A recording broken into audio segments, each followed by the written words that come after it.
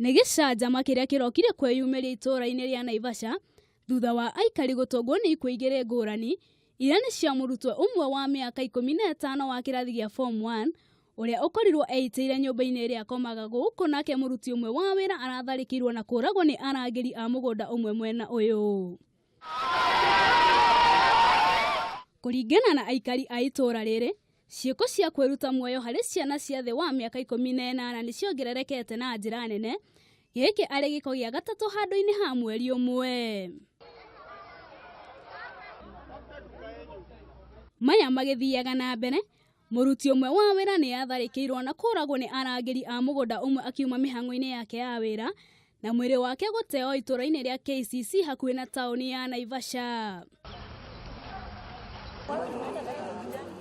Na kuo mwena wa Kiambu, mwĩrĩ wa mũndũrũme ũmwe ũrĩa nĩ mwendia wa iria nĩ wonekire ũrarete ndemu-inĩ ya Bathi mwena wa Kĩmende, kũrĩa indo ciake cionekire ndere-inĩ cia damu ĩno. Rĩu rĩrĩa ngĩũkire